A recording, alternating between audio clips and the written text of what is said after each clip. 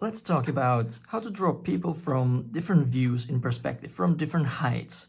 And let's go through 1, 2, 3, 4, 5 different scenarios that are most common. And we'll start from looking down to eye level, sitting down, Yoda view, and also the warm view. For the first scenario, when we as the viewer are higher than standing people that we are depicting in our scene, or we're looking down on them a little bit, our horizon line will be higher than their heads. And how do we estimate how to place other people in the perspective view so they fit in? To do that, we can pick an arbitrary vanishing point somewhere on the horizon line and connect our figure standing on the ground line to that vanishing point. We can take this height and transfer it to this height as a starting point. And from here, we take the height and connect it to the vanishing point.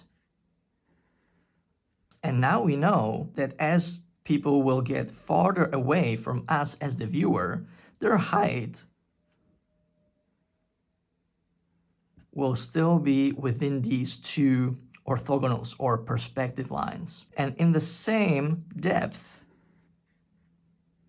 the height will be always the same. So let's draw a few human figures.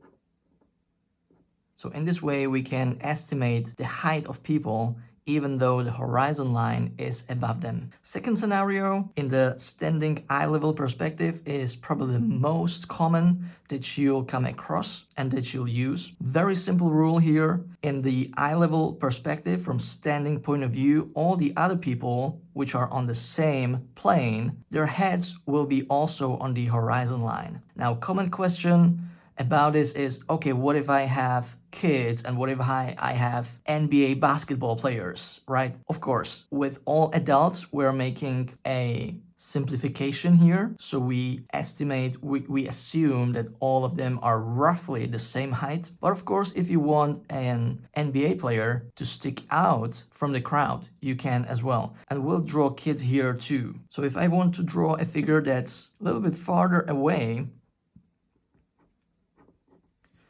I would still draw its head on the horizon line. In a similar fashion, I can draw someone really close, who would be even closer than our ground line. It would be in front of it, but still the head would be on the horizon line. If I have a couple really far away, they could be over there. If I have a lady, maybe with a coat, and a kid, the kid could be here.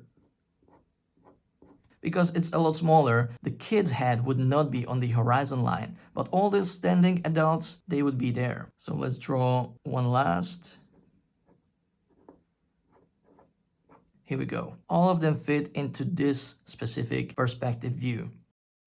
The best way to learn is by doing.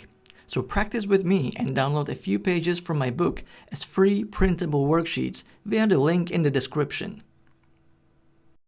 Now, from the view of when we sit down, we can see all the other standing people roughly with their horizon line cutting through their chest. It sounds a little morbid, but I hope you get the point. Now, when we as the viewer, when we're sitting down, just like this guy, all the other people, standing people, will have the horizon line go through their chest, roughly. And it means that it will apply to all other standing people. Just like we had heads on the horizon line in the example before, now we have the horizon line going through the chest. So every time I draw someone, and they can be a little farther away, the horizon line would cut through their chest. And again, it would work also for people who are a lot closer to me in the foreground.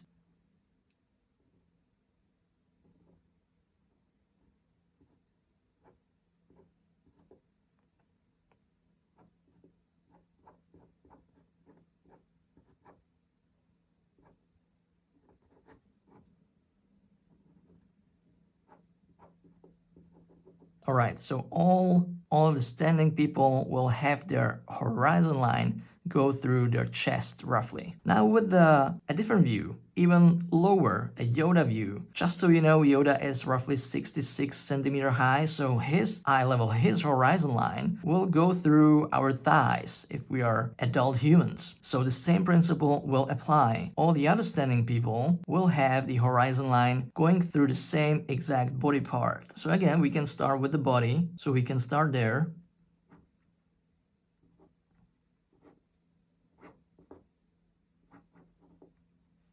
And we can draw the rest.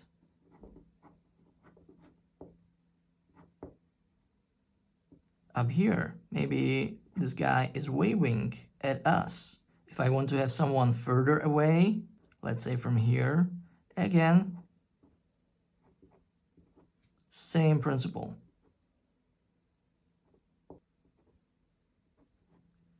Even when someone maybe has a coat,